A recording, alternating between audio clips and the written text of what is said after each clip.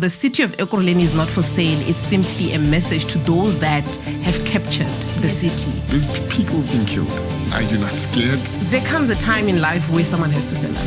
We can't fix the city of Ekurhuleni if we are keeping the corrupt and criminals networks internally. Any officials that are still on the system in Ekurhuleni and their mandate is to steal from people, this is going to be your uniform. Because you belong behind bars and not in public office where you're supposed to be providing service to the people. DA Podcast. DA Podcast. The DA Podcast.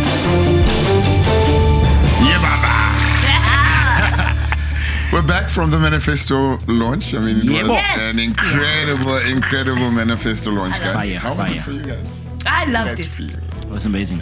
It was exciting for me. I felt beautiful and the reception was just You look beautiful. Yes. Can I just say, I actually mixed Khathu's entrance song.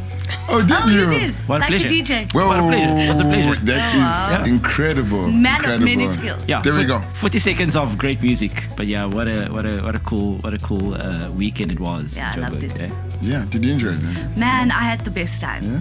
I had the best time. We did the live broadcast. So if people haven't watched it, go to the YouTube channel. You can find Follow it the here. YouTube channel. And we went live and it was really fun. To see so many people coming through in a blue, literally a blue wave. It filled me up with hope, man, that there is hope to get our towns and cities working for. Yeah. Well, guys, we have a very exciting guest Yay! today. Yes! I think our guest is, one of the most exciting voices right now, I think, in the country, in our party. Someone who's really inspiring, I think, so many people, so many young women, so many young people, and putting up such an incredible fight. And I'm truly so honored that we have her with us. Yeah. She took some time outside of the busy campaign trail schedule. I said this to her on Saturday, but one of the best speeches that was delivered at the manifesto launch, very heartfelt and very, relatable to what is actually going on in our country and with the people. So without further ado, I would like to welcome the Mayoral Candidate of Ekurhuleni, Khathutshelo Rasilingwane. Thank you so much for joining us. Welcome. Welcome. you. So great to have you here. Thank you so much for having me. Excited to be here for the first time. When I was here doing the Young Leaders, I always thought it was elsewhere, but I think I'm here for the first time, seeing it not online, but also as a guest. So it's exciting. Amazing. And we're very happy to have you here, Khathu, and to get to know you and understand what's happening in Ekurhuleni as our mayoral candidate and what we need to watch out for. What's the fire trail that you are bringing? So to start off with, who is Khathu? Sure. So my name is Khathutshelo Rasilingwane. Was born in Venda. I moved to Gauteng province when I was 10 years old. And I just happened to live in an informal settlement, and that is actually something that led me to sit on this seat, because it was the environment that I come from that encouraged me to be, politically involved.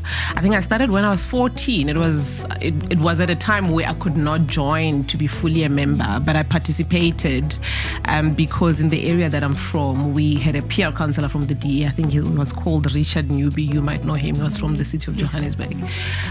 Who really cared a lot about us. He attended to our human settlement issues, the issues that we had on water. We didn't have electricity, and as a result, he just wowed me towards the DA. So I have been with the party for the past, I think, 18 years. Wow. So when I then obviously turned 18, I then officially joined the party to become a fully fledged member. So my journey comes from the branch level. I've served within the constituency. I've served the regional as a youth person. I've served also from the provincial youth leadership, and I'm currently now with the Gauteng provincial legislature and sit here as the DA's mayoral candidate for the city of Ekurhuleni. I'm quite very excited for the opportunity. It is an enormous responsibility, but it's exciting that the DA can trust, a young person with such a big responsibility, knowing that there's a lot that we can do to get the city of Ekurhuleni working. Bring it. Amazing. Yes. And Khathu, I mean, what about your childhood? What about your upbringing? You spoke about the counselor that I think, obviously showed you what real community leadership is about. But what about your childhood as you think back, actually inspired you to say, at 18 years old, I actually want to get involved in politics? I need to be very honest. I do, at this age, feel that I missed a lot in terms of being a kid. At 14 years old, you want to be focusing on playing, on not worrying about electricity, not worrying about where the next meal is going to come from. So I do feel that I missed quite a lot from that because I had to now focus on the community issue. I was worried about, not having electricity. I remember sharing a story with the one podcast I've done before. So my dad had passed on before I came into Joburg. So when he passed on, and then my mother decided that we'd join her the side to obviously live with her. Obviously, I was not used to an informal settlement. It was something new. We had electricity back home in Limpopo, so this was something new for me. And I remember saying that because she was a street vendor, she tried by all means to take us to like much better schools. I went to school in Hillbrow. It was a private school, not the best, but like, fairly. And as a teenager, I remember going to school there, and because there was a bit of money from selling fruits and veggies, I would buy like your little, sprays for girls. I think there was I can't remember what they were called. But I used to do that just to like try to do away with the smell from paraffin. It's terrible. It's a terrible smell. Not even a perfume, not even the ones we can afford now, are able to deal with such a smell. And I remember the one time as a teenager in class, a friend of mine said, "Friend, have you heard that there's someone that actually smells of paraffin in class?" And that very person was the friend. It was me that literally was coming from an informal settlement. And it's something that I was very ashamed of because I knew at that age that it was not right for me to grow up in such an environment.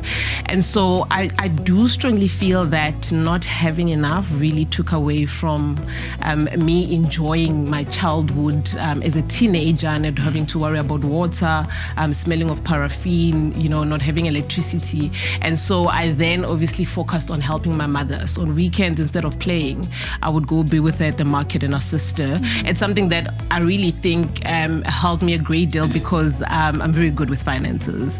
And I think it comes from the fact that she trusted me with money from a very young age. And I think having to understand that from the sales that we were making, we had to make a bit of money for like a profit that was going to be ours, but we had to keep some to ensure that we are able to stock again so that we can, keep running the business. But I think it really took away so much from me. And I think that is what led me into being involved, because I worry that there are still children that are going to grow up to tell the very same story that I'm telling today, because there are still a lot of informal settlement in Gauteng province. I think we have 120 in Ekurhuleni alone. And the reality of the fact that there's so many other children growing up in such environment really is my biggest why, because I really cannot think it is fair for children to grow up in such environments. Sure. That's amazing, Khathu. And inspiring. The one thing as you tell the story is the importance of you being here in this moment at this time, because the story you just shared, I think for many people, is stories that never really see the light of day.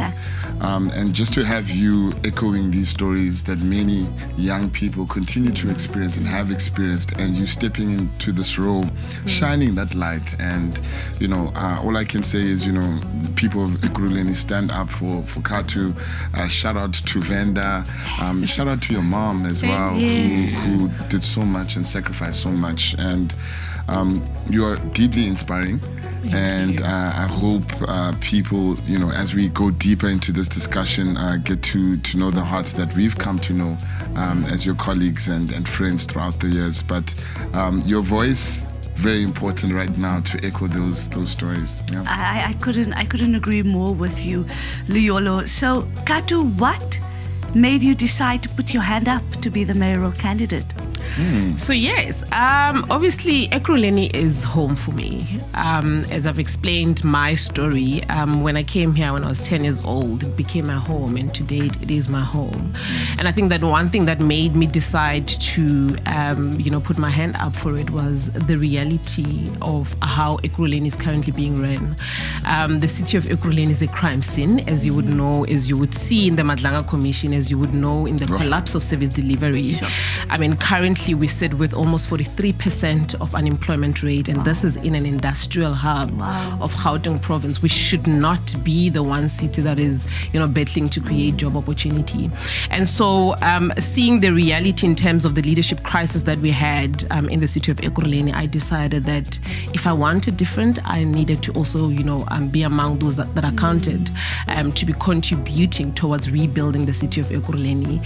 So that is why I then decided I am gonna run for this position so that I can play my role and my part to ensure that we are able to get the city of Ekurhuleni to be the city that we can be proud of, not a crime scene. Because as I have been going around and saying that the city of Ekurhuleni is actually not for sale, not to politicians, not to criminal networks, and not to those that are connected, that like we've been experiencing for the longest of time. So that is what really led me into deciding that I put my hand up, because I don't think that I want to accept the current reality as our normality. I strongly believe that the city of Ekurhuleni has great potential. I strongly believe in the people of the city of Ekurhuleni. I mean, with the race now, I've been obviously going to different kinds of communities, and I mean, engaging with, the different diverse group of individuals, the potential, the belief, the hopes that they have in the city of Ekurhuleni. I could not have helped, obviously, to make sure that I also am counted among those that are fighting strongly back for them to ensure that we can reclaim the city of Ekurhuleni. Sure. And you're also so brave for putting your hand up and doing this job. And I think this we will unpack it. Yeah. And we will get into Ekurhuleni and the crime scene and it not being for sale. And oftentimes, as South Africans, we always kept on our toes. Something is always happening. Yep. So let's zoom out for a little bit and let's check the forecast. Political weather. I love it. The political weather, you never know what the weather is, the political weather in South Africa. But I must say, she It's dressed up quite thunderstorms. nicely for Cape Town's weather today. Right? Yeah. So you want it. So let's roll the first clip.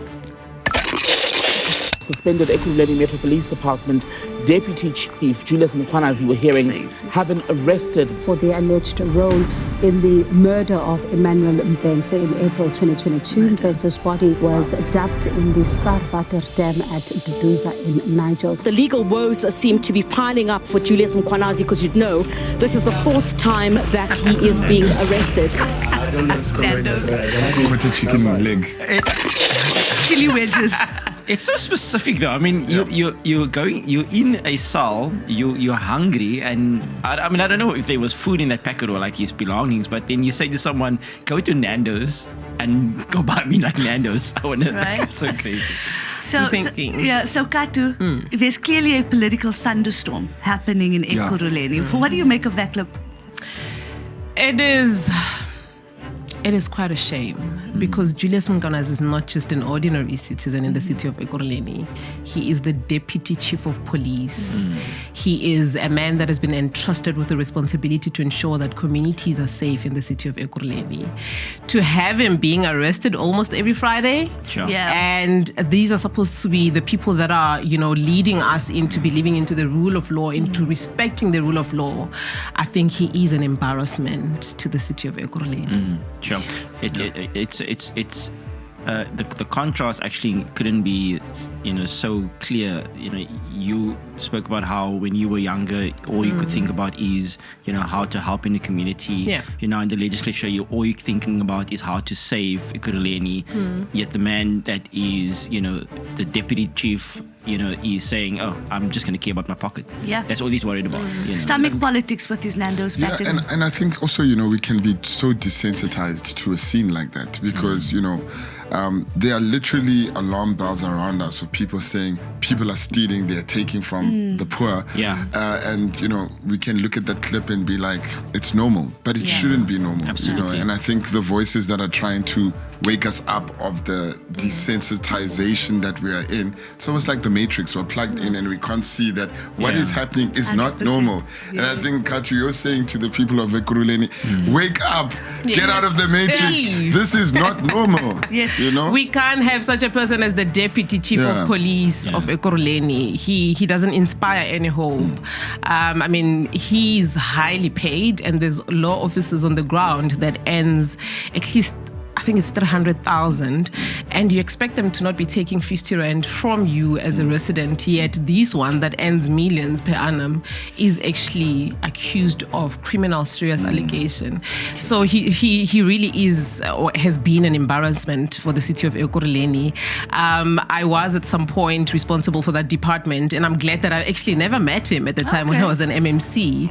Only when the Ked Matlala story came about, I then knew that there was this man. Sure.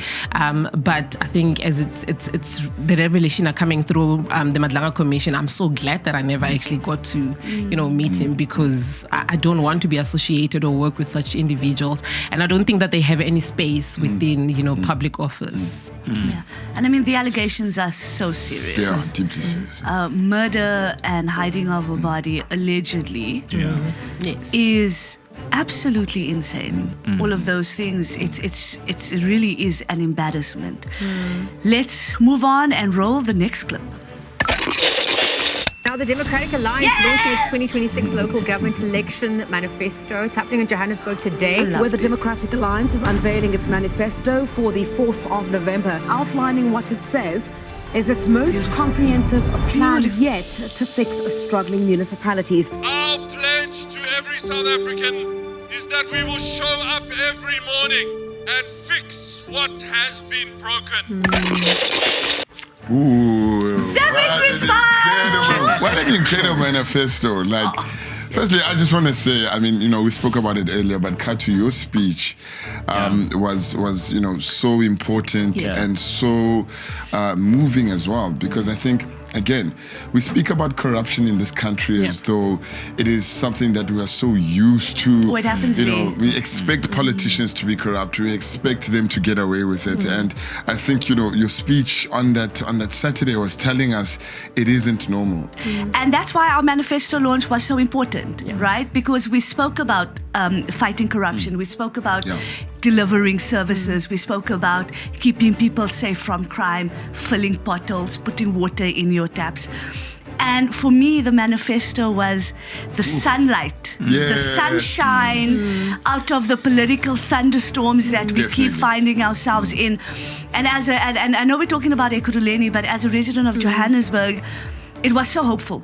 It gave me so much hope to see thousands and thousands of DA supporters and members coming from across Gauteng, filling up Mary Fitzgerald Square. We filled it up from the brick. And I know this because everywhere I looked, it was blue. It was blue. A sea of blue. There was a sea of blue. Yeah, no, it was quite inspiring, actually. I mean, standing at the back and just listening to the speakers and seeing the people, seeing the crowd so excited, about what this means for their municipality, where they come from.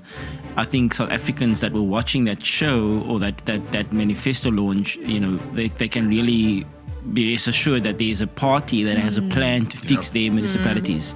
We also heard from DA leader Jordan Hill-Lewis. So inspiring, so cool. Who really delivered our manifesto and our offer to South Africans at that particular manifesto launch. But I think, we heard from our mayoral candidates. Yes. So we heard from Khathu, we heard from Helen Ziller, our mayoral candidate in Johannesburg, Celia in Tshwane, and we heard from our DA federal chair, Solim Simanga. So we really had a great lineup of speakers that inspired us all to get down on the ground. But the music was also brilliant. I was just going to say, the performances were so cool. Big Zulu was there, guys. Yes. I love Big Zulu. I literally have obviously listened to his music, but I think to just be in a place where he's performing live, that was my first. And I think that was really awesome. Sure. But more than anything for me, what was exciting is we often connect a lot online. I think just to be with, DA activists, public reps, leaders, leaders just in one space was quite very exciting. I mean, I took time to go around and engage and greet. I love that. I loved that. Because you're right, Khathu. It's not often where we all come together and we all meet, and to see everybody from activists to branch members to ministers to the leader. And my favorite part was Gogozilla on the ones and twos. And in her biker jacket with her shades. I was like, nah, you too cool for school. Shout out to Gog. And the thing about Jordan and the thing about the manifesto, what I realized is young people have a voice in this party. Absolutely. And you can see it. From the top to the bottom, you can see how we as young people have the space to affect change, not only in the country, but within our party. And I really, really love that. So that was fun. Let's roll the next clip. Former National Assembly Speaker and Defence Minister Nosiviwe Mapisa Ngakula's corruption and money laundering trial is set to start in the High Court in Pretoria today. She stands accused of allegedly soliciting and receiving approximately 4.5 million rand in cash bribes from a SANDF service provider. Mapisa Ngakula says the charges are politically motivated. The state says it has a solid, document-backed case. The country will be watching this closely. Sure. I know. Take away the blue. So I was following this case, and one of the things that came out in this trial is that she paid her interior designer 1.6 million in cash. Shocking. Cash money. Cash money. I can't even pay my petrol cash. Do you understand? And these are the things we are talking about the the frustration and you see someone crying there and you think, but you didn't mind to take this from the people that needed it the most. And just because you are in power and in a powerful position does not make it right. Should never make it right for people to get away with it. And I'm glad that the law is taking its course, but it's taking, it's not happening everywhere and not happening fast enough with too many people. Yeah, which is really very frustrating. I think I also read that the person that, so she used to call, they used to call this delivery of this cash impepo. I don't know if you guys saw that. And when she needed 300,000, it will be like a weave. Oh, so yes, bring the wig. Bring the weave, and then the weave will have the cash. So that is how she then accumulated to be able to pay the interior designer. Shocking. So the business person or whoever that is responsible for those millions in cash would just be told, bring me a impepo, then it's like 500,000. Bring me a weave, then it's 300,000. Bring me this, because obviously you can't transfer because then it will be tracked. Sure. So I'm like, these people are creative. And they're dealing in cash money, Don. Yeah, I mean, I don't have that much cash on me. No, it's quite crazy. But the one thing, there's two things I think about when I think about just the cash dealings. The first is that, first of all, SARS can't track that. Yeah. So the revenue that we would have been able to generate from that, from tax, to actually look after municipalities and look after our social grants, etc., can't do that because these guys are dealing in cash, so they can't be held accountable to SARS. And the second is that corruption is not a faceless crime. Every single time when a corrupt dealing happens in any sphere of government, some child, you were referring to your community back home, some child is not getting the services that they are, should be getting from the municipality. And so, we often look at it and we're like, okay, cool, these numbers we can't really fathom because it's massive numbers. We don't have it in our bank accounts, etc. But it's services that had to go to municipalities, to provincial governments, to our country, that is no longer there. And one person in the end is benefiting, at the expense of thousands of people. Millions of people. Yeah, millions of people. Bring the wig! Where's the wig? What is the word? Impepo. What? Impepo. What does it mean? Impepo is it's your birthday. yes, your birthday. It's like Stockies. I get it. Okay. But it was just terms to not obviously bring the cash. So they had they an agreement. The audacity to say Impepo. What a disgrace. But I think more than anything for me is the greed, man. women. I mean, these are not people that are unemployed. Yes. This was she not a speaker? She was the speaker. Yes. She was a speaker earning Yeah. lots of money in a country that has high unemployment rate. Wow. And I think the one thing that really makes me angry is they continuously manipulate black people in particular to say, we represent you. Yeah. But these are the very same people that are stealing from black people, taking impep or weaves, so they can live luxurious lifestyle, not remembering the young child that needs the services. So for me, it's the greed that they have. The audacity. The audacity. Crazy. And I think that's the perfect segue to unpack Ekurhuleni and the corruption in Ekurhuleni. The DA Podcast. DA Podcast. The DA Podcast. And we are with Khathu Rasilingwane, the DA's mayoral candidate for Ekurhuleni. Now, Khathu, we started speaking about some of the corruption. You know, the word corruption, we mention it a lot, and it feels as though that it's just, the word in all political parties, it's either the DA or any other political parties just calls out corruption for the sake of doing it. But in a case of Ekurhuleni, you would know about the 2 billion cyber heist that took place. It's monies that could have, completed, a housing project. And for me, this is something that is very close to my heart because I know that there are people that are still living in informal settlement because someone decided to take what didn't belong to them. Then you also have the former city manager that is accused of having went to shop in London for 3.3 million. Crazy. Is that the BBL one? Yes, it is, right? I mean, fact is, that's what she said. Well, she also has a video. I don't know if you guys have seen it, where she was bragging, wearing a Dolce, like wearing a Gucci. And you're thinking, you earn 3.1 per annum. How do you afford such a lifestyle? Well, we're not saying people must not be doing business outside, but declare as a public servant. And such things were not declared. And these are people that are your accounting officers in a city such as ours. And so there's a lot of horrific things that are happening in the city of Ekurhuleni. You went to court, right? Yes, I did. I have. Yes. I have. Yes. So I have obviously been... Can we just clear that she didn't go to court because she she was... man. When she got arrested, I went to court in solidarity with the people of Ekurhuleni because these people are accused to have been stealing from the city of Ekurhuleni. So yes, the former city manager got arrested together with the 2 HOD that were fired last week with Julius Mkwanazi. They were arrested after the Madlanga revelation. It was said that actually it was an issue that we drove as the Democratic Alliance. So what happens is Julius Mkwanazi with the CAT VIP blue light saga, IPID had made recommendation that he has to face disciplinary processes. And what the BBL auntie then obviously allegedly did was she worked with the HOD responsible for legal as well as the HOD responsible for HR to protect Julius Mkwanazi. Wild.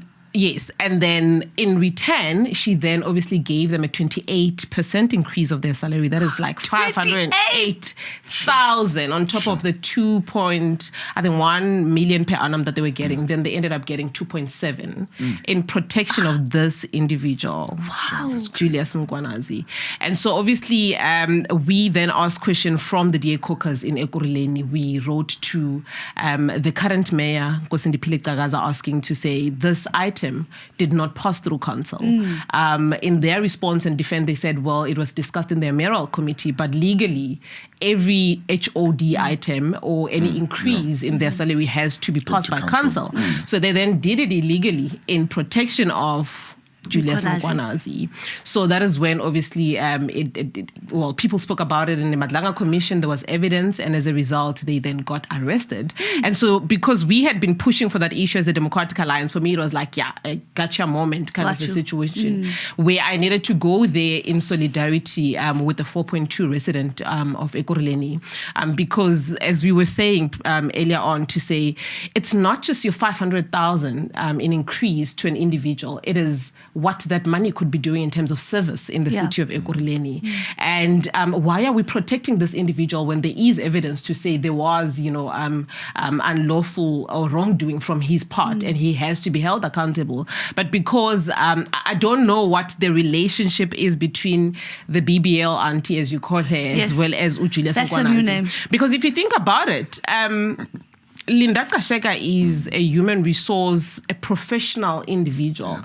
Why would you compromise your career? And I mean, she's young. Yeah. Why would you compromise your career for this one particular individual? Sure. So is Behari as well, which obviously the city of Ekurhuleni fired them last week. Okay. Which also goes into a case of, we have Linda Kasheka and Behari fired. Those are the two HODs? Yes. Okay.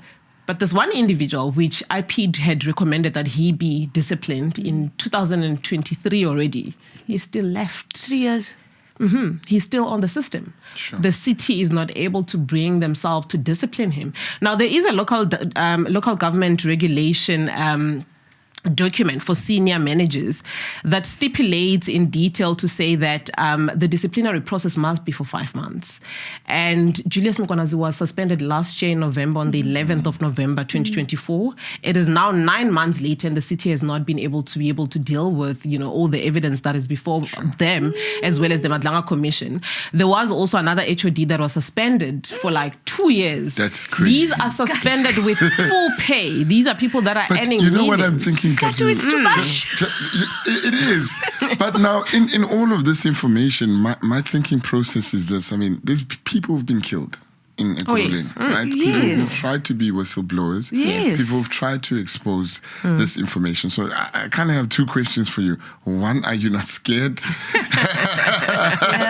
And then two, what the state and the level of corruption that you're explaining is so deep. And I think for all of us who've been following what's happening in Ekurhuleni with the murder of the accountant, I think it was a few months back, and also just what has been unfolding with Matlala and, the like. How are you navigating this space? Because I think there's a lot to say for people who are in this municipality, who have information, who knows where the bodies are buried, and are scared to come forward, and then they see you speaking out on these issues. Sure. So maybe let me start off from even when I was at court. When they appeared at court in Germiston, there was a call that came that said that I must leave before she sees me, because this woman is highly feared in the city of Ekurhuleni. Wow. And then there was a call that went to my mom. I don't know how they even got to my mother's numbers. Sure. And they were like, she was like, I'm getting called to say you need to leave before they come in because she must not see you. And Absolutely I'm like, not. There is no way in hell. That's crazy. There comes a time in life where someone has to stand up. Yes. And if it means like Mpoma Fole that was obviously taken out simply because he dared to stand for something that was, for the city of Ekurhuleni, I have been saying that I am that one person that I'm willing to put my name or my head on the line on behalf of particularly the young children that are growing up in the city of Ekurhuleni. So I am not afraid, maybe just to answer directly. She's tried to call me as well, and I'm like, my girl, I am uneasy. She called me for 15 minutes the one time and she wanted, and I'm like, no, I am on the business of wanting to save the city of Ekurhuleni from the collapse that it has been experiencing. And if you are saying that you are innocent, then the people that are just trying to tarnish your name, let the law do its course. And should your name then be cleared, then it's another conversation. But if there are these accusations and there's evidence and there's people that are speaking, you need to face the full might of the law, because as much as you want an accounting officer in the city of Ekurhuleni, you're not above the rule of law. Absolutely. You must be held accountable. And so I am not afraid at all. And I know that there's been a lot of people that have obviously been killed. I think there's 3 people that have been killed that dared to want to speak up. There's a lot of officials that are also reaching out to me as well, because I think they can tell the bravery.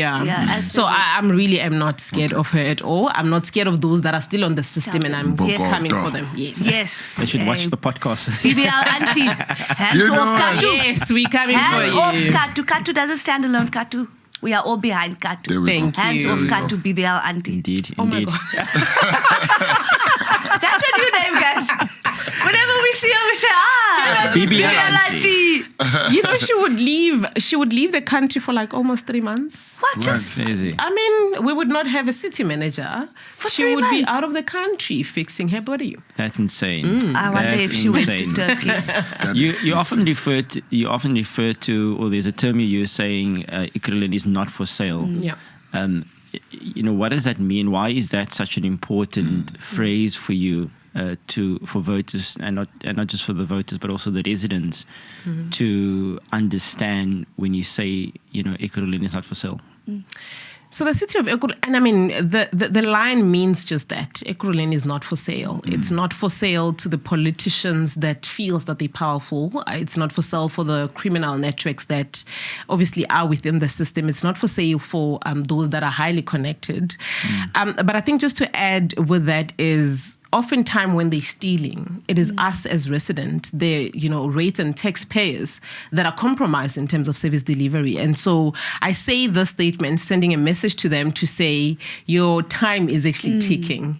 The city of Ekurhuleni is a city that is supposed to be serving its resident. It's a city that is supposed to be giving back, because when people pay revenue, that revenue is meant to be going to work for them in ensuring that there's infrastructure, water infrastructure, electricity infrastructure, roads infrastructure. Our finances are currently, being run, are run correctly. And so the city of Ekurhuleni is not for sale. It's simply a message to those that have captured the city to say, we are coming for everything that, the city of Ekurhuleni. I mean, the city of Ekurhuleni means the place of peace. There should be peace. Yeah. We are an industrial hub.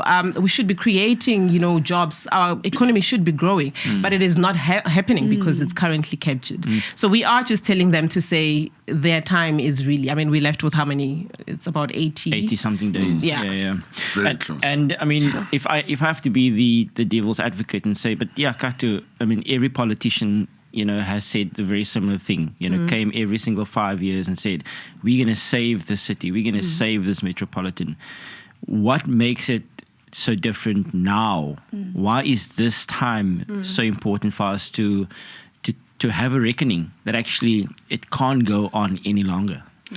I think the greatest motivation for me, and I've been saying this even when I was, talking about the manifesto that we've launched. I mean, a lot of people have been asking to say, well, every election you'd launch a manifesto, you'd speak about your promises, your plan, your commitments to South Africa. But I think for me, the one thing that has been the greatest motivation is the reception on the ground, is the people in the city of Ekurhuleni realizing that it is actually their power. They're the ones that vote us in as politicians.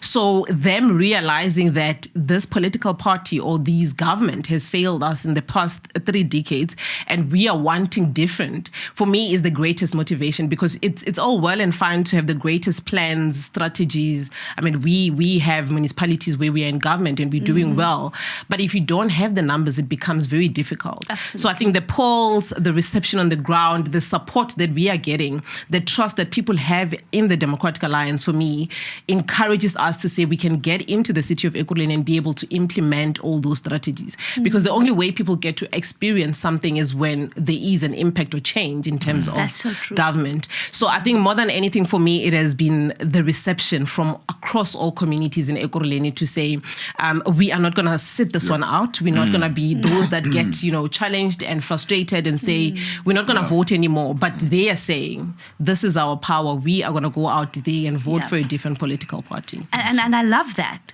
because it is us who are residents of municipalities that feel it the most. Yeah. Yep. When you wake up in the morning and you open your tap and it's dry. When you're driving home at night and there's no street lights. When you're scared to go to sleep in your own house because you don't know if you're safe in your own home. And Khathu, when you speak about the rot in Ekurhuleni, and it's so intertwined in every aspect. Everybody's complicit, including those political parties that have essentially undersigned that this is okay. Because it's not just one political party. It's enabled. Yeah, it's not just one political party. It's multiple. And I think residents are waking up to the fact that it's this coalition of chaos that has dealt us this hand, right? Correct. And I mean, we had an opportunity in the year 2021, you'd remember, where we governed with other political parties. And when you don't have the numbers, you are unable to even make a simple decision of hiring an HOD or to get, to pass a budget. And I think that is something that we do not want. I have been saying that it's either the residents are giving us an outright majority or we become the biggest party in Ekurhuleni. Otherwise, we're not going to have to, we won't be able to effect any change because we'll have to go back the EFF, we'll have to go back the Action SA to pass a budget, as an example. And ultimately, you don't get to, service the resident that so desperately need the service. And I say this because you speak about the rot. And I mean, I had been a councillor since 2016. Okay. And our role, obviously, as opposition is to conduct oversight. And I can promise you, at the time when I became an MMC, what I witnessed, within the department, it's information that they don't provide as report to councillors. Even now, hiding information. They hide it. That's what it is. I would sit in a boardroom and I'm thinking, oh, Luyolo is competent, and I walk and Luyolo is this one's cousin, and I'm thinking, well, Nestle that's is because I can clap English. English, make you not sure.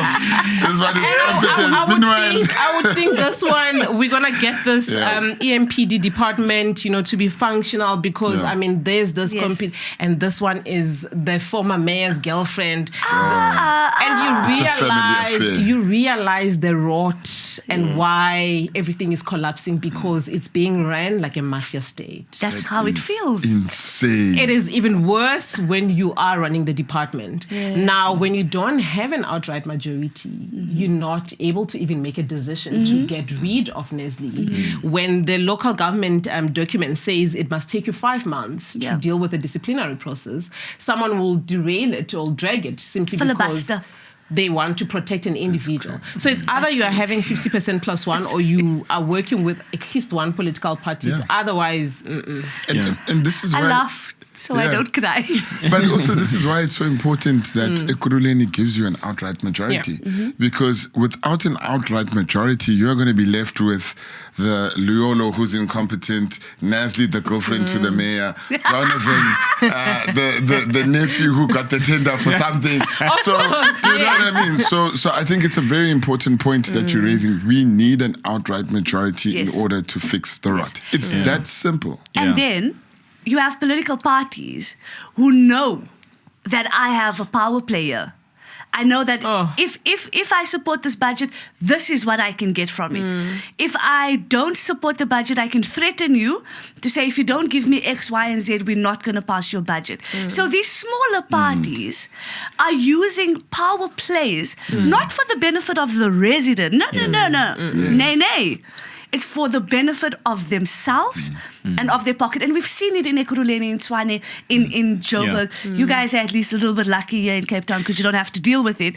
But that's what makes me angry. It's they don't care about the people, they care about themselves. And I can mention those political parties because we know who they are. We know. And shame on you. The one is a highlighter. But anyway.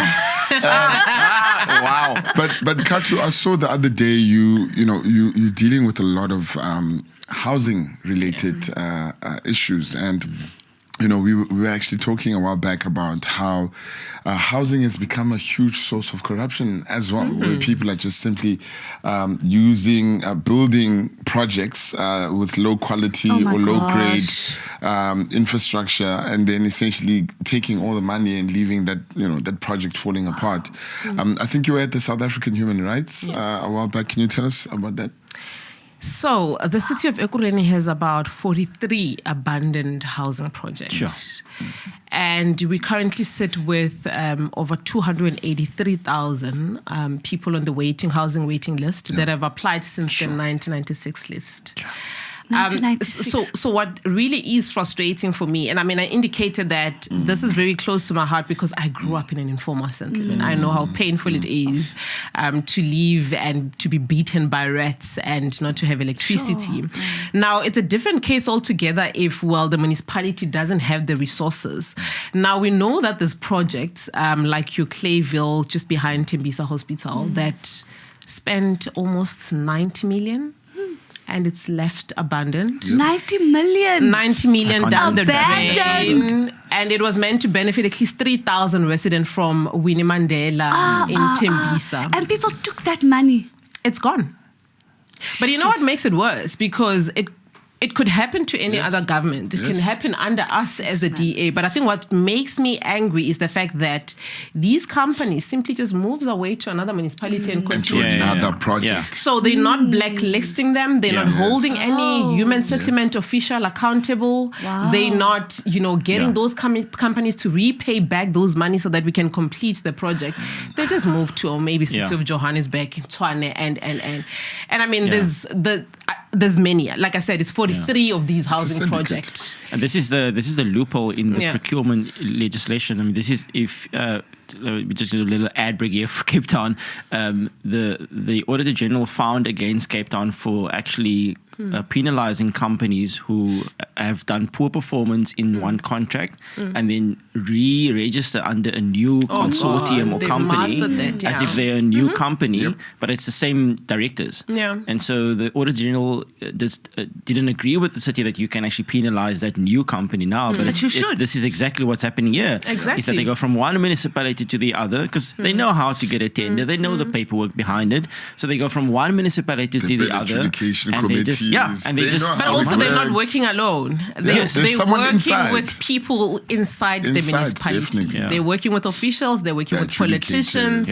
And that is why, because if a project fails for me, if it's a roads project, someone from roads department must be held accountable. If it's a contract, that company must be held accountable. Those companies must be blacklisted. Politicians as well, because we have a responsibility to, oversee the work of the department. They should also be responsible to say, why did this project fail? But it's not happening, particularly in Ekurhuleni, where almost 283,000 are still waiting. And there's this one specific story, 1,000 on the waiting list. 200. That is insane. 283,000 people are waiting for a basic right, which is to have a roof over their head so they can raise their children.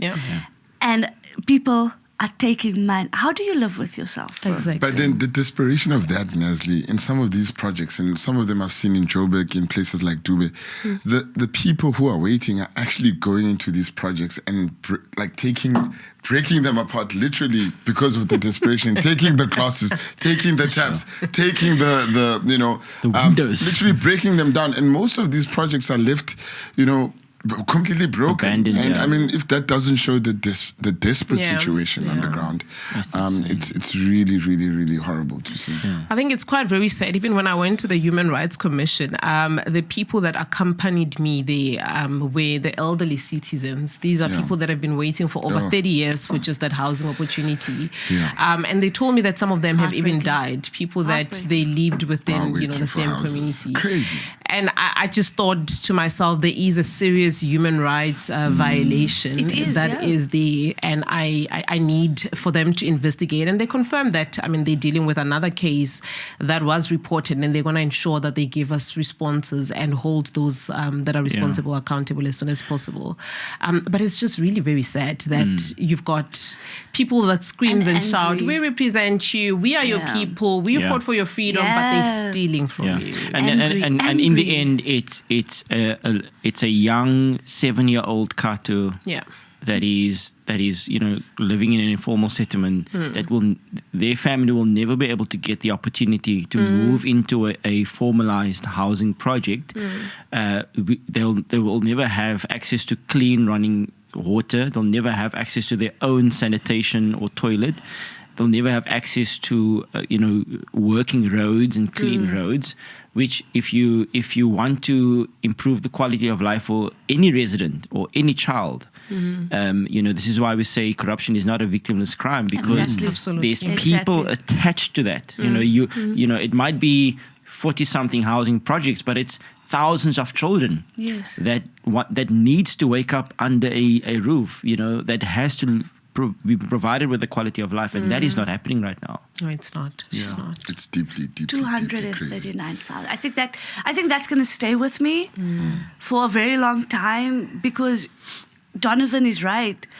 we mentioned corruption. You said it earlier, Leolo. We become so desensitized to it that when we start putting numbers and people's lives to it, then you understand how big and heavy it actually is. And I'm so proud of you, Khathu, for standing up because, like I said earlier, you're so brave to stand up against these syndicates and to speak up for the people. And thank you for doing that. Because people deserve to be fought for. Too many times, people are being stolen from. And it's so nice to see a warrior woman standing up for them. So going to the Human Rights Commission, going to court, laying charges, you're being proactive, right? Yes. Yeah. And that's what we don't see. We don't see that on the ground. And on a lighter note, Khathu, I'm there. I'll be fighting you. I feel like I've been fighting you with my t-shirt already in the Ekurhuleni. That's ripped apart. So now, for the viewers at home, if you're worrying about Leolo shirts because he's fighting alongside. I'm fighting alongside Khathu. So, and they're fighting back. And they're fighting back. Wait, guys, hands off Leolo, please. Yeah, no, that's. I mean, it's so disheartening to hear. But I think what Naz is trying to say is also that you're not just paying lip service. It's not just you're not just releasing a press release. You're not just making a speech behind a beautiful podium and in front of a nice camera. You're on the ground saying to the residents, listen, if anything, we can do it together. I know you guys are out and tired and frustrated and you're angry, but we can do it together. And so my question to you is what gets you up every morning? Why would you take on such an important and difficult role? And how do you still continue every single day going to residents saying, we got to do it, we can do it? How do you do that? Sure. So for me, my why is honestly people. It's Ukoko Tsigiza in Tembisa that lives in a back room. She pays for the back room with her pension money simply because she had waited in an informal settlement for over 35 years and the house is just not coming. And I mean, I went to her, I spoke to her, she showed me all the documents. She's been to all the Human Settlement Department, province, Ekurhuleni. She has a C, it's even torn. It's the YOLO C form, I think they used to be called. She's done everything possible that she could so that she can get that house. And we know that it's just not coming simply because someone is gone with the millions. And so for me, it's stories like those that really encourages me, even when, the going gets tough and I'm tired and I'm demotivated. I remember the story of Ukoko Tsigiza that cannot do it for herself anymore because she's old. I'm also reminded about the young people, within the township that we're told to go to school. We're told to complete their matric. We're told to go get their degrees. But to date, they sit unemployed simply because of, municipality where the economy is not growing, simply because money is it's being used to enrich few individuals. But also for the many young people that are going to grow up 30 years later and tell the very same story that I am sharing with you to say, I grew up being beaten by, rats. If you look closer to my nose, I carry that scar with me. And so for me, that is my why. It's people. It's these stories that really encourages me to stand up for, and be the voice for, those that don't have the voice. But more than anything, a lot of these individuals, you would agree with me, comes from the townships. These are people that obviously grew up and just became active and they got the bread. Now, these are people, and I've been saying this because it frustrates me. It makes me angry that these are leaders that have reduced women to becoming slave queens. Yes. Yes. Instead of giving you a job or an opportunity, they would rather use you as a slave queen. Absolutely. And they know that you're just good enough for that specific. These are Luyolo, the people that comes from your township that you grew up together, you've always wanted an opportunity, and they've reduced you into becoming an ice boy. And they come with their G-Wagons in the township over the Grootman over the weekend, and you run to go buy them ice, but they're not giving you opportunity. They never give you the hand up. They never give you the hand up. Because they prefer you down there. Yeah. That's what it is. It prefers you down there. And Khathu, you spoke about unemployment. You said 42%. 43% unemployment in Ekurhuleni. You spoke about young people not having any hope. What are some of the things that you're looking at doing to increase the opportunities for young people to either become entrepreneurs, to have, get employment? Because you're absolutely right. We were brought up as millennials. Go to school. Go to university. Your life will be better. But it hasn't been any better. It's still not better. So I maintain that the city of Ekurhuleni doesn't have a money problem. It doesn't have the resource problem. It has currently the leadership problem. As I said, we are a manufacturing hub. We are an industrial hub. There's a lot of companies, that want to come into our city. I mean, if you think about it, the world come to South Africa through OR Tambo. We are not supposed to That's crazy, right? We are not supposed to be battling any opportunities. Now, you're having companies that are leaving us because you would appreciate that a municipality cannot create job opportunity 100% on their own. They need companies coming into your city to invest. Now, companies are not coming to our city to invest simply because our city is not attractive. It's falling apart. It is known for corruption. It is known for service delivery that is has collapsed. So what am I going to do differently? Our biggest responsibility as government, leading local government, is to ensure that we are providing the basics of services. It's to ensure that we are ensuring that we are budgeting for our infrastructure, for water infrastructure, roads infrastructure, electricity infrastructure, so that business can be able to operate. Earlier on, I spoke about Olifantsfontein, which contributes 40% of the revenue to city of Ekurhuleni. That area, I think I've taken you there during the youth days. There's a lot of companies there that are leaving us because they can't afford to be able to pay for their tires because the amount of potholes, the roads are bad, and they have to budget for their, maintenance of their trucks and what's or not.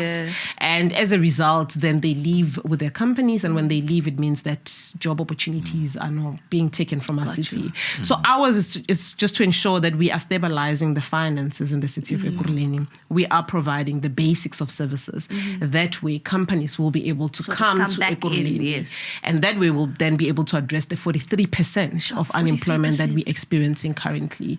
I mean, I see all the other cities and I see all the challenges. I don't believe that our city is supposed to be experiencing any unemployment issue. I agree with you. But because of the leadership that we have, that is why we sit with the problems. You know, what I really appreciate about what you're saying is that, I find that other political parties are always identifying the problems with the problems that they've created, actually. But what you're saying now, no, for real though. But what you're saying now is so important, because here's the solutions. I think you're putting that forward to us, that this is what you want to do, the basics. People want the basics in local government. We just want to have the water work, the electricity, and even that these guys are failing to do. Do you know what I mean? Even that basic, these guys are not willing to do it. But the one story that's touching me a lot is your why, and talking about Ukoko that you were mentioning, and that she's been everywhere. I think there's also a lot to be said about the culture of a municipality, particularly within officials, and how officials interact with residents. And one of the biggest stumbling blocks I find, outside of the big things around corruption, service delivery, there's also the interaction between Ukoko and the municipality that often is very overlooked and underlooked, because that's where the failure often happens, where, someone wanting dignity, because to get a title deed is dignity, to not want to die without leaving something for your family is dignity, but it fails at the first person you see at the table, at the desk. So just to talk about that, what is some of your plans around that type of interaction between community and the municipality? Such a good point. It's quite very sad, because it's not just within the human settlement department. It's when you go to the clinic. I mean, people are kept there, they wait the entire day just to get to their medication. But I think it's the culture of the lack of accountability within municipality, I think, if I can put it that way. And this stems from the cadre deployment. They know that they can send you away and they will not be held accountable because they have their cousin or their boyfriend at the helm of the municipality that will ensure that when the disciplinary process comes, you are going to block it. And I've been to the ACCC in Tembisa and I got there. It was closed at like 2:00 on a Thursday. I've been to an EMPD, precinct at 2:00 in Edenvale and it was closed. Wow. It's the culture of non-accountability, and that is what we need to ensure that we are fixing. Now, how do we fix that? Because we know that all this corruption or issues of services, like you explained now, it's not just happening because it is simply because municipalities, these positions are filled by people with CUD, ANC. Traders. So we need to ensure that we are conducting a skills audit. Yes. Are they even supposed to be here? Yep. I can tell you now, there is 3 HODs in the city of Ekurhuleni that don't meet the necessary. Sure. You need to have a degree, you need to have a postgrad, you need to have a master's. They do not have it. And this is an issue that I've been fighting in the Gauteng provincial legislature through COCTA to say, how do you explain this? Because the Municipality Systems Act stipulated clearly to say you to be an HOD, you need to at least meet this qualification. Minimum requirements. Minimum requirements. They don't have it. And it obviously go down to the officials as well within different departments. But we need to ensure that we are conducting a skills audit and root out and get rid of anyone that don't belong within the municipality. Yep.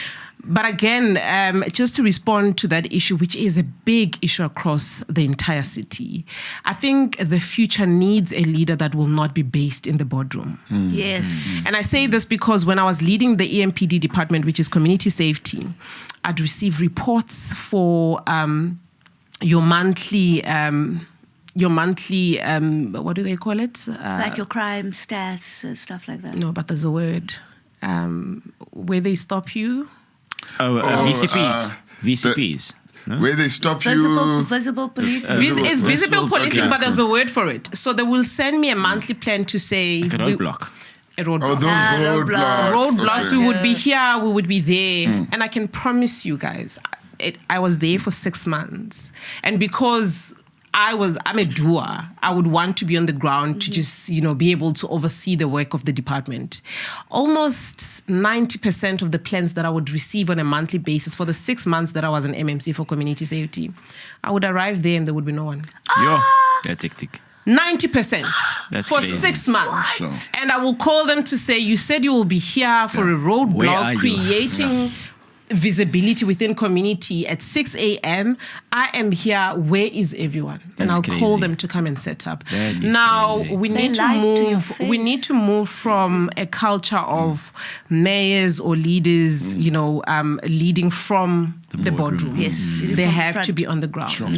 They have to ensure that they are overseeing the work of the department.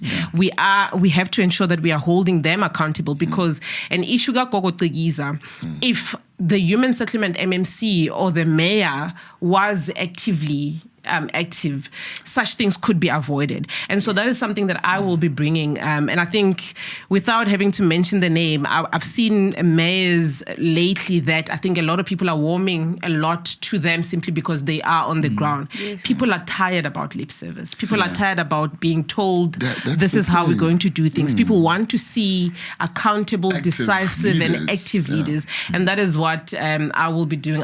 Because of the experience that I've had, because I would go. I would literally be there and wait for them to set up. But it tells you that had it not been that I made that call or they knew that I was there, they wouldn't have gone. Yeah. It was not going to happen. That's so important because let me tell you, some people underestimate the type of service people receive from municipalities. That's so true. People go back and forth. I mean, there's so much to be said about this culture. And I'm so glad because I know when you say this, you will do it because I know you do it. Yes. Is to be in these offices, these municipalities, these different departments and be an active mayor that is that literally is on the ground. And I know when you say things like that, you mean it because that's what we need. Yes. No, it's so frustrating to deal with an official who simply doesn't care about their job, doesn't, does things slow, doesn't have any urgency, doesn't understand that one email that you can send can change someone's life. Yeah. It's so deeply frustrating to deal with people like that. It absolutely and that's the culture, and I'm glad that you say you're going to deal with that because it's so important. And you have the experience. Yes. Of course. And you're not just giving us lip service here. Yes. You're speaking from experience. Show me other MMCs outside of the DA that will go there at 6 o'clock in the morning and say, Ugupi, where are you? Yes, you said you will be here on this day at 5 o'clock. There's no roadblock here. Where's everyone? Yeah. I think it's such a good way for us to also look at how in DA-run municipalities actually that difference is. I know you've been in Cape Town recently on the ground with us as well. And I mean, in Cape Town, every single emergency response vehicle has a tracker in. Yeah. So we can look at a dashboard and we can, if someone is standing there for 10 minutes, we can exactly tell you why he's standing there, who's in the vehicle. We've got body cams for our officers so that if they're responding to an incident, there was recently a stat that we released, the body cams reduced 90% of claims against our officers. Because now you're being recorded. So you can't, you can't go live just even when McDonald's does that. Exactly. Yeah. Why are municipalities not? If you drive through a McDonald's or a KFC, there's a camera that is timing to say you need to get something within a certain period of time. That's true. No more free this is why. This is why I don't.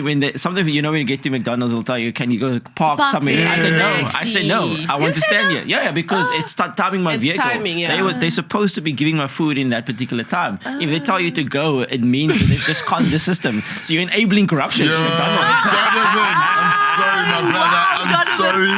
You Donovan. I'm going to call order on you on that. Story for another day. Debate for another day. Because I disagree with Donovan. I disagree with that. Donovan. Don't enable corruption, brother. Don't enable. That employee is conning the system. They must see. The camera is there so that it can see that it took you 10 minutes to fry the nuggets. Exactly. Well, this is a perfect way to get to a next segment called Did You See That? So let's play the clip. Did you see that? Did you see that?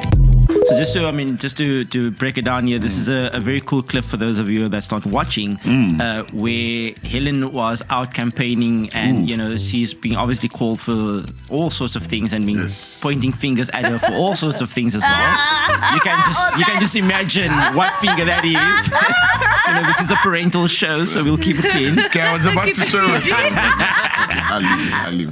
But let's play the clip. Look at that. At least the ANC has a sense of irony. His slogan is fixing local government. Don't stop me at my finger. I'll show it again. And he's very expressive as well. He's shown that finger before. The real sense of irony there. Fixing local government. The same one the ANC broke. No, you can't fix what you broke. A few moments later. Baba Kongolose. Baba bye. Hey, you man! Yeah, I didn't. You're bloody. What? The only question I have for the ANC: are you not embarrassed? Oh no, they're not. That's like typical ANC pointing the middle finger at South Africans and saying, we don't care. We don't care how many times you don't vote for us. We don't care how many times you go to this commission and that commission. We just don't care. And that's for me, that's the sad part of the ANC as a political party still in South Africa that holds so much hopes. I mean, so many people still vote for them every year. Yes. This is, I think, the most graphical way and the most clear way of what they actually think of the voters. True. I'm reminded about the Zuma era where we were trying to hold him accountable, and stop Zuma. They decided to protect him, and then Balula then comes and say, "We even protected you when you had your own little scandals." Yeah. Then it tells you that they would rather protect their Close own ranks. comrades Yes. than to protect South Africa, and that is the culture that you get from the ANC. Well, isn't it the president that himself said it for him it's first the ANC and then the South country. African and then the country. I mean that just shows you. And for me, that is Helen hit it spot on. The irony of fixing local government when you broke it. Absolutely. You broke it. We are sitting with broken municipalities in Gauteng with the exception of Midvaal.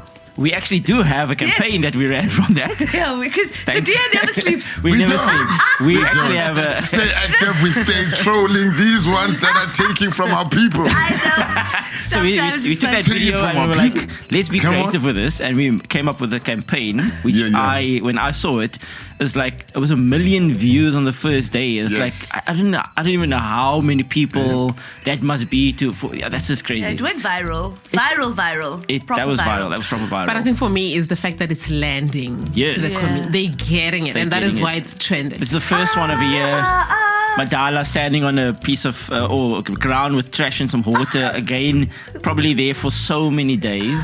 And again, that's the ANC. Months, yeah, exactly. Yeah. You know why I get so angry when we see a picture like that? Because in Joburg, Pick It Up is on strike as we speak. Oh no. So we haven't gotten our trash collected. We don't have water and we don't have electricity. So that's it's crazy. a perfect picture. Next one is him standing on top of a sewer drain that's overflowing next to a Mercedes plant that lost all of its workers or most of its workers because of this particular sewer issue here. And again, beautifully, as the ANC always. This guy. I wonder if he still a member. They're probably going to discipline him. Oh no, they won't. No, not at all. Gonna keep him? No. Oh my word. They don't He's gonna rise in the party. Exactly. Regional chair. Are they still interviewing mayoral candidates? What do you mean now? This guy is going to be a mayoral candidate for Joburg. Are they still interviewing He's mayoral going against Lord. Helen. Yeah, he's standing on top of a piece of ground with like a massive hole in the looks like a bottom. cave. It's a cave. I think you should probably classify this as a cave. Okay, go scuba diving in there. Fill it up with some water. Helen, It's would you insane. join her? But I mean, how do you drive on this road? Like, are you not scared that you're going to the road is just going to collapse? It will collapse. And then people will take it seriously because somebody has to lose their life first. True. Yeah. Before you can take it seriously. seriously. And then you'll have the deputy mayor, whatever, coming there with overall and gloves and saying, we're coming to fix it. How are you fixing something you already broke, man? That's crazy. How do we trust you? Here's another one with a skip. A skip. Is it in the road? I think it's in the road, right? It is in the road, yeah. That's insane. And look, everything around it, there's trash around the skip. I don't know how you think you can deliver anything if you And the robots are not can't working. even keep. Yeah, but that's Oh no, yeah. it's a double whammy, like to call it. And of course, there's the last picture of a robot or traffic light with him not working, and Of course, that's the message we get. yeah, and that's exactly what they think of you. That is exactly it. 4 times. That is it. That's what makes me so That's mad, crazy. guys. Yo! But this guy's going to be a mayoral candidate. I can't believe I it. agree. And a promotion I through cannot this. believe it. That's insane.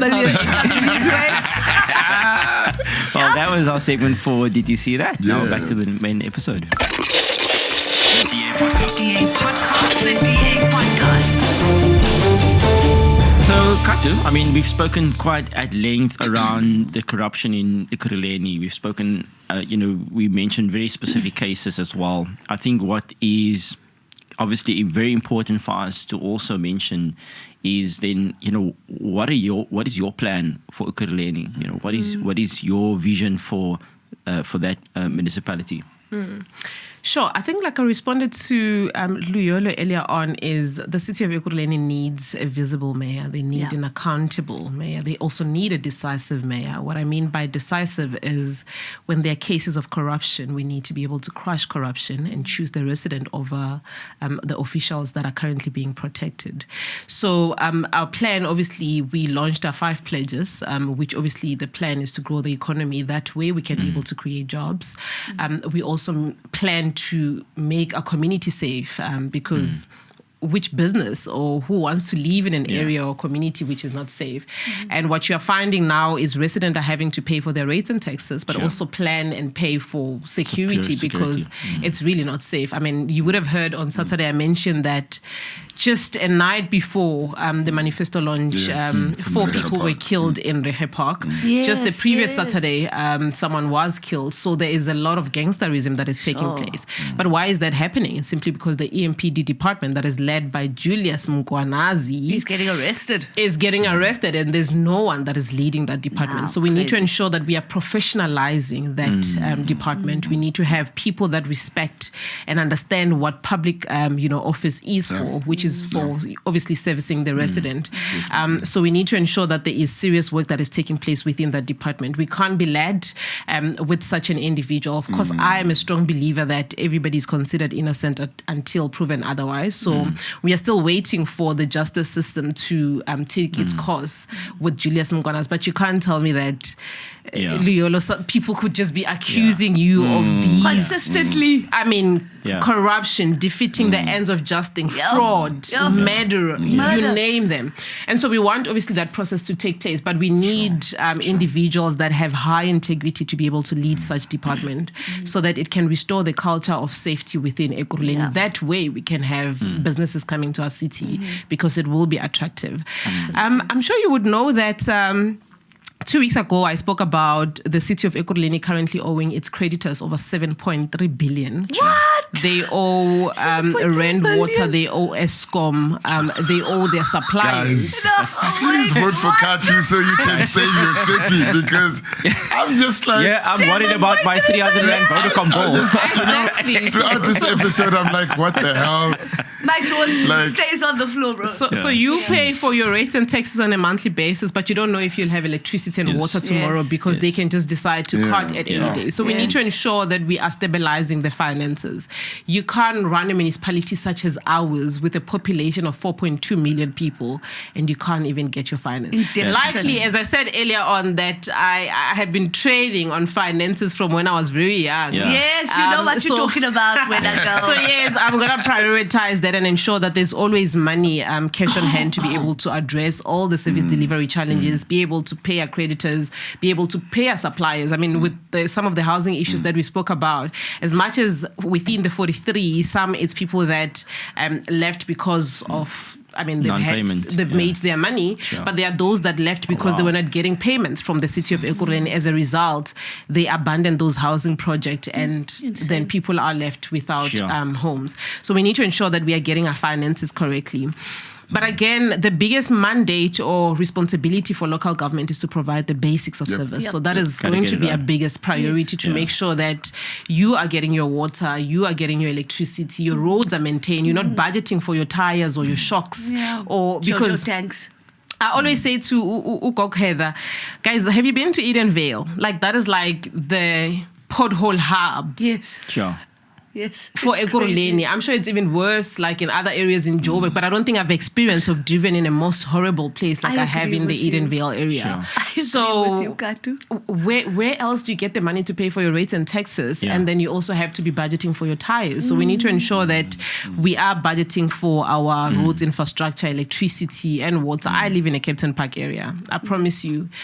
I don't go for a month where there isn't any issues of electricity. We always experience that. And And from time to time, we are told it's cable theft, it's cable theft. And you're thinking, but you have an EMPD department. What are you doing about that? I mean, you've been telling me about the same issue for the past 10 years. Where is your strategy to be able to address the cable theft that you're speaking about? But also, why does it seem like you've lost control of governance? Because why are criminals not afraid of you as government? Because the criminals are inside the government. Exactly. So that is obviously another issue. But I think, so I spoke about growing the economy, I spoke making, I spoke about finance. But ultimately, and that is the point that you're mentioning, we can't fix the city of Ekurhuleni if we are keeping the corrupt and criminals networks internally. So we need to ensure that we are crushing corruption and enforce a culture of accountability. And how we're going to do that is we're going to make sure that we are doing skills audit. People must meet the minimum requirements as stipulated from the Municipality Systems Act for the position that they have, so that they are able to deliver for the resident of Ekurhuleni. But over and above that, there are people that are earning a certain amount of money and living this large. So we need to ensure that we are doing lifestyle audits for officials so that they live within their means and stop stealing from public office, because when they steal, it's not just the 2 billion, it's not just the 90 million, it is the roads infrastructure, it is the home that belong to Ugokzigiza, it is the electricity where, you know, children are writing matric without having an opportunity to study simply because being in electricity kaya. So those are the issues that we are coming on the 4th of November and ensure that we are going to address them. I strongly believe that it's possible because Abahlali base Ekurhuleni pays for their rates and taxes. They are, I mean, Tembisa, which is one of the poorest community or township in Ekurhuleni, it's the highest paying community. So they are paying for, you know, the revenue, but where is their money going? It's enriching individuals and so compared to we thought we'd be very kind and provide you with your first overall for those corrupt officials. Naz, can you reach the Yes. This is for the all of those officials. All of them, we want them out. Get them in that. Please, I said to them on Saturday, if there's any officials that are still on the system in Ekurhuleni and their mandate is to steal from people, this is going to be your uniform. Because you belong behind bars and not in public office where you're supposed to be providing service to the people. So yes, I'm coming back with this one. Thank you so much, guys. Yeah, give it to them. I'm gonna take this. So I'm going back to court. Going back to court on the 13th. Julius Mkwanazi is appearing for this murder case, so I will be there. I promise to. You must show him. This is your future, my friend. If they find any wrong doing, I want to see whether it will actually fit him. That's his size. Will fit him. Oh my goodness. So I'm taking this with me on Thursday where Julius is appearing for his fourth. Yes. Jesus. EMPD deputy chief. You know, when you fly back, don't put it in your hand luggage. Just keep it like over your arm. I just want to see what people's reaction would be with you, like walking with a correctional outfit. Because they're going to be taken after the 4th of November. We're coming for them. We're coming for them. It is very personal. It's truly personal because the stories I hear on the ground, the pain people are experiencing, I promise you a lot of them belong there. I agree. This is a great conversation starter, actually. Brilliant conversation starter. I agree. Watch out, Ekurhuleni. When I come back. Yes, yeah. So Khathu, I mean, you've really broken down this network of Ekurhuleni so much and so well and so detailed, together with all the solutions. But we want to have a little bit of fun with you. So we're gonna go into quick fire and ask you some fire questions and hear some of your answers. There we go, quick fire. I want to make it fun. I want you guys to also participate. Okay. So but we'll ask Khathu to start first. Okay. So cool. Khathu, the first question is Ekurhuleni in one word. Currently or when I take over? No. Currently. Oh, it has collapsed. Rotten. Corrupt. Right? Pap or rice? She's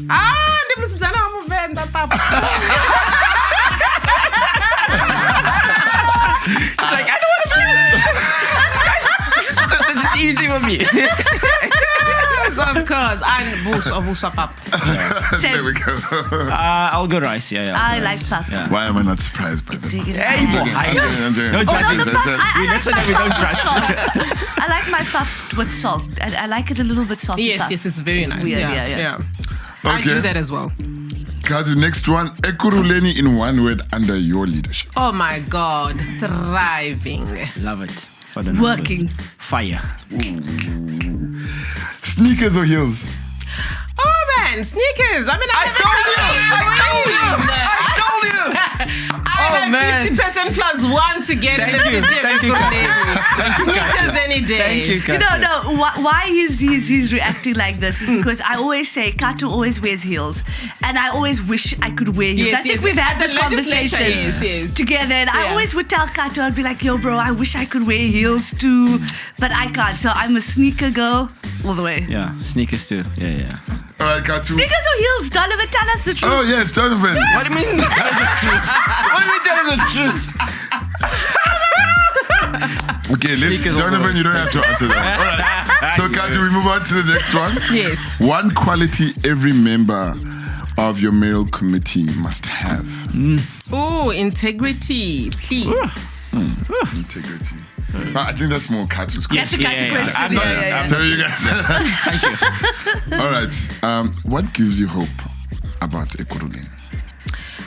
What gives me hope about Ekurhuleni is the people. The people I have conversations with, the faith they still have, the hope they still have, keeps me in faith, or I remain in faith, simply because even with the collapse, even where they live, I mean, I don't know if you guys saw, there's a video we did with Helen. We went to Reche Park and we saved this little child that was growing up, raised by a drug addict mother and a father and the grandfather and you name it. But I think having the community reaching out and believing that that could be something that could be done for me is something that encourages me that, listen, we don't have to give up in Ekurhuleni. Things could change for us. Sure. And I did see that video. Yeah. It's a very, very, very deep insight. Yeah. What gives me hope about Ekurhuleni is Khathu. Khathu, you give me hope. Thank you. To see a young woman with so much passion and so much dedication and so much integrity, you give me hope. And if I was a resident of Ekurhuleni, I would vote for you on both ballots. Oh my God, why did the IEC close? I've been doing my registration here. A quick one. Yeah, I would say the same. Absolutely. I think it's so refreshing to see that the DA has placed their trust in you. Obviously, there's a whole team behind you. There's people that make it happen. There's people that work hard on the ground. There's the current structures as well. But I think what you have correctly referred to, Ekurhuleni doesn't have a financial issue. It has a leadership issue. Yeah. And when we get the right leaders in place, things can happen for us. And I hope that for Ekurhuleni as well. Absolutely. Look, and just to add on this, I think I've known you, Khathu, for a while, and to see your journey, it's so beautiful. I'm so deeply proud of you. I respect you, and I know on the 4th of November you're gonna bring that change to Ekurhuleni. You and Naz want to move to Ekurhuleni for after the 4th of November. We're gonna reserve a little bit, guy. We're gonna reserve a spot there. We're gonna be residents of Ekurhuleni. All right, so another fun one. What are you watching right now on TV or wherever? YouTube. Oh my God. The DS podcast, of course. No, you guys just came back. You are catching up. But I must be honest, I would not have been or had an opportunity to, because wow, I have a 10-year-old at home. Okay. And all he watches is Michael Jackson. I love that. And that is what I've been watching.